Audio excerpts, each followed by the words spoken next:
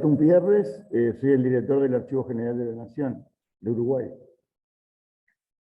Lo que vamos a conmemorar son los 80 años de una obra sobre Artigas, que es el Archivo Artigas, que es una colección de 38 tomos como bastante gruesitos y grandes, que son publicación de documentos.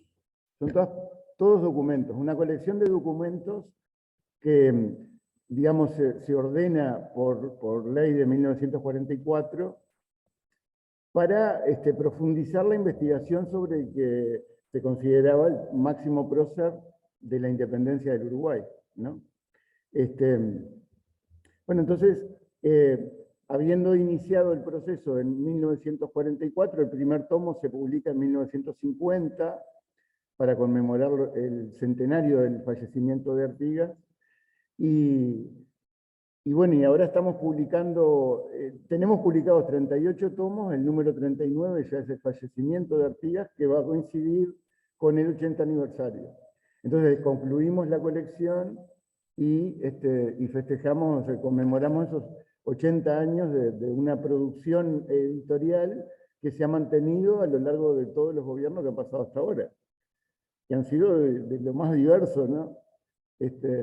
Una política cultural continuada a lo largo de 80 años, que no es poco.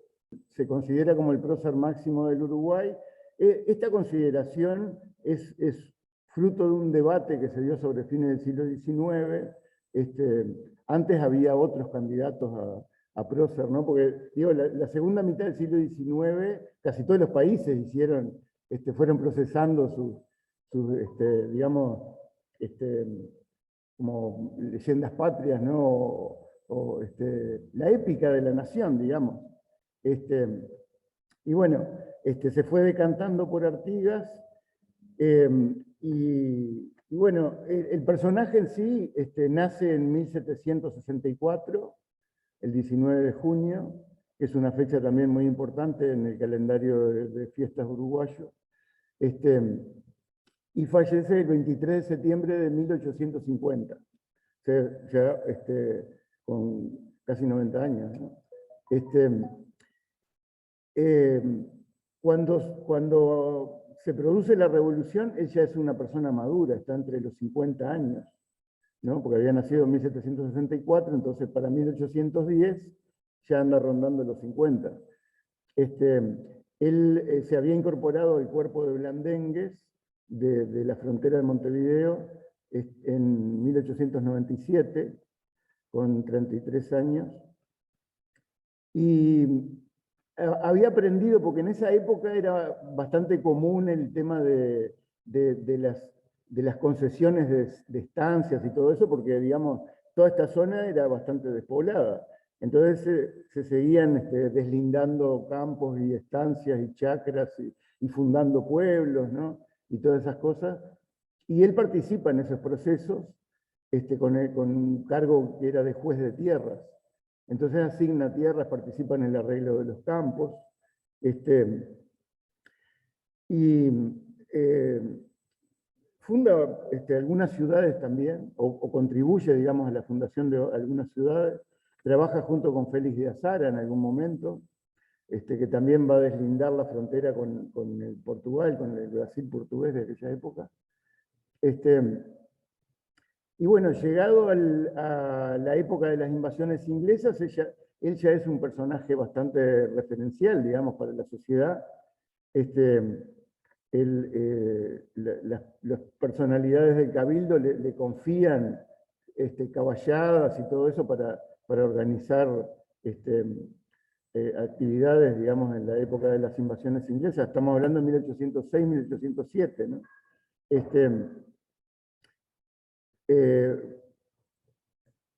Y bueno, en la revolución, él en el primer año no toma partido, recién se involucra, digamos, con la Junta de Buenos Aires al año siguiente.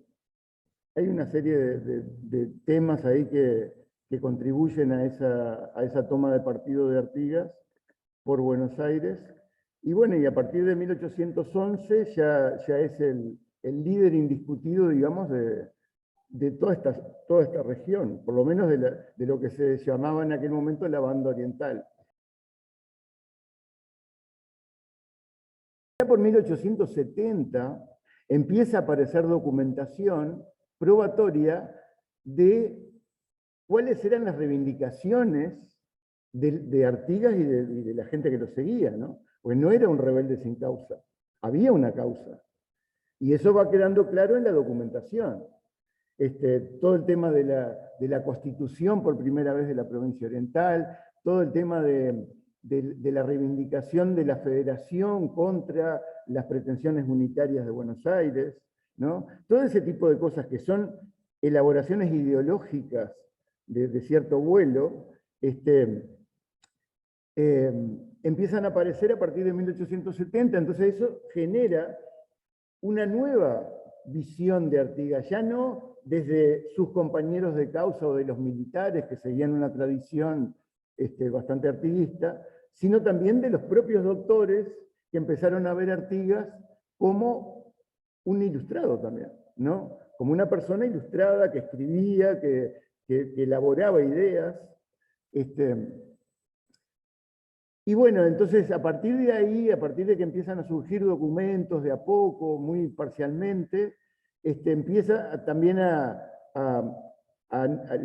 surgir la necesidad política de generar una investigación exhaustiva, sistemática, que trajera toda la documentación que había sobre Artigas, digamos, de Artigas y su contexto, ¿no? Que es lo que refleja la colección esta Archivo Artigas. No es solo la documentación escrita por Artigas, tampoco es la documentación escrita a favor de Artigas, sino toda la documentación de Artigas y su contexto. Entonces está la versión, digamos, de los revolucionarios y la versión de los antirrevolucionarios, ¿no? de los antiartiguistas. Están todas las versiones. Y es muy difícil en ese marco de una época muy complicada pensar las cosas en blanco y negro, ¿no? Por eso también que un personaje como Artigas ilustra una época, más que una cuestión de un país, ilustra una época. Es una perspectiva, ¿no?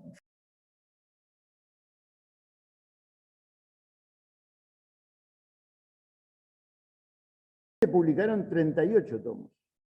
Es la vida de Artigas que empieza con la llegada de su abuelo a Buenos Aires en 1717. El abuelo de Artigas llega como capitán de caballería. Había sido soldado del rey, digamos en la transición, estaba a favor de Felipe V. Entonces, en su condición de soldado de caballería, lo envían a reforzar la guarnición de Buenos Aires en 1717. Y en 1724, él se casa en Buenos Aires, y en 1724 emigra como soldado también a Montevideo para fundar Montevideo. Montevideo es una ciudad bastante joven, digamos, dentro de todas las capitales hispanoamericanas. El proceso fundacional empieza en 1724, en 1726 llegan los primeros colonos civiles. Artigas sería un colono militar, digamos. O sea, el abuelo, estamos hablando, ¿no? Juan Antonio Artigas, el abuelo de José, que sería prócer 100 años después. Y bueno, digamos, eso es como empieza el primer tomo, ¿no? O sea, es como que de alguna manera está relatando la historia del país, al empezar desde el abuelo. Y el abuelo, siendo capitán de caballería, siendo uno de los fundadores, una de las familias fundadoras, también es una familia muy importante dentro del contexto de aquella época colonial montevideana, ¿no? Tanto el abuelo como el padre de José Artigas forman parte del Cabildo. Son personajes importantes. Había nacido en Puebla del Bordón, que es una localidad muy cercana a Zaragoza. O sea, es una familia aragonesa.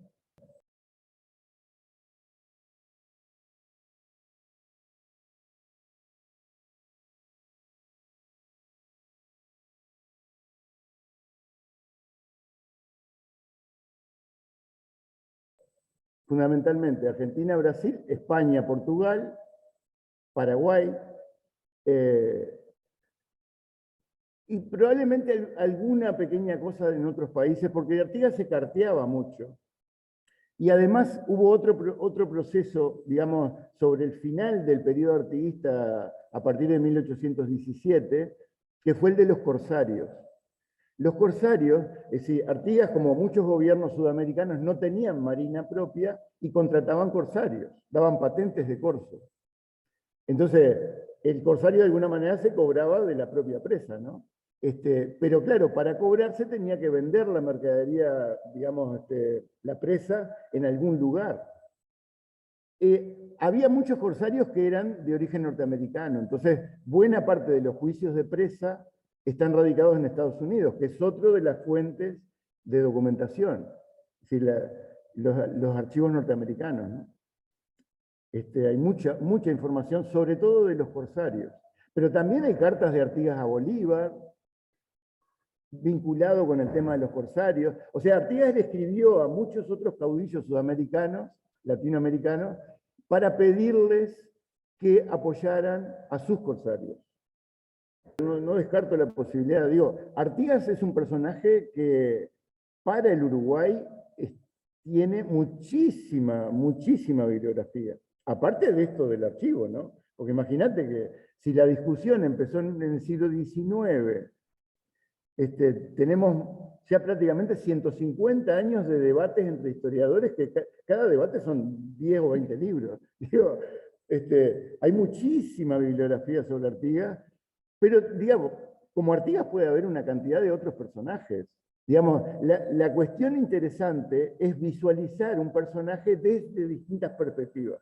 Tanto Artigas como otros procesos independentistas, bueno, el proceso juntista, ¿no? El que se llamó el proceso juntista, que es un reflejo de lo que pasaba en España. O sea, España estaba llena de juntas porque estaba ocupada por Napoleón, y acá también se formaron juntas, ¿no?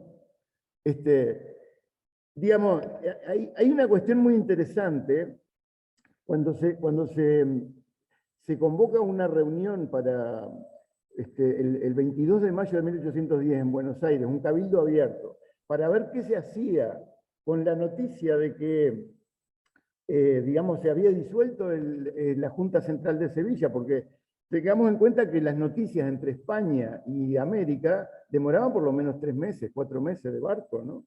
Entonces de repente cuando acá se enteraban de algo, allá ya habían cambiado, estaban en otra cosa, pero acá no se habían enterado todavía. Entonces, digamos, la revolución en Buenos Aires nace de que ellos les llega la noticia de que la Junta Central de Sevilla se disolvió porque Napoleón ocupó Sevilla, y entonces, bueno, ¿qué hacemos ahora? Vamos a hacer un cabildo abierto a ver qué hacemos. No hay rey, no hay Junta Central de Sevilla, no hay nada, estamos acéfalos, digamos. Entonces, toman la decisión de generar una junta de gobierno donde el virrey es presidente. Y se habló de destituir al virrey en esa primera reunión. Y uno de los fiscales de la Real Audiencia de Buenos Aires dijo, bueno, si deciden destituir al virrey, entonces lo que va a pasar es que todos los cabildos de la región van a querer tener sus propias juntas. Porque lo que pasa es la lógica hispánica. La soberanía radica en los pueblos, en cada uno de los pueblos. Entonces, si no hay rey, ¿quién lo sustituye? Allá no sabían quién lo podía sustituir porque, digamos, cuando se disuelve la Junta Central de Sevilla, aparece la idea de la regencia de doña Carlota Joaquina de Borbón, que estaba casada con el rey de Portugal, o con el regente de Portugal. Entonces, todo el movimiento favorable a doña Carlota Joaquina fue un partido político, que en Buenos Aires, digamos, era bastante fuerte también. El partido político digamos, que prefería la regencia de doña Carlota a la regencia de Cádiz. Digamos, era una situación sumamente compleja, sumamente compleja. Pero cualquiera de estos personajes puede ser objeto de una investigación entre todos, para ver desde distintos puntos de vista cómo vamos recomponiendo esa historia.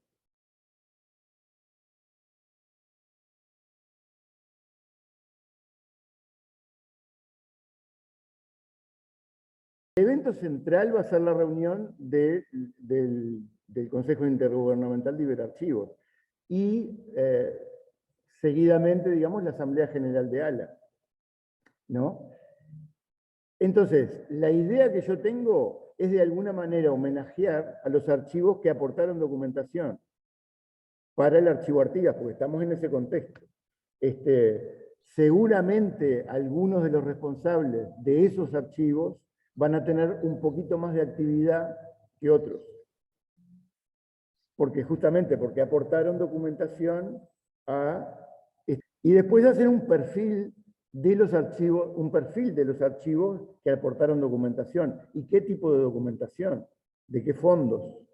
¿No? Que eso también está, en la descripción de cada documento aparece de dónde viene y dónde es la ubicación de ese documento en particular. Entonces, me parece que puede dar para cosas muy interesantes, tanto desde el punto de vista histórico como desde el punto de vista archivístico particularmente.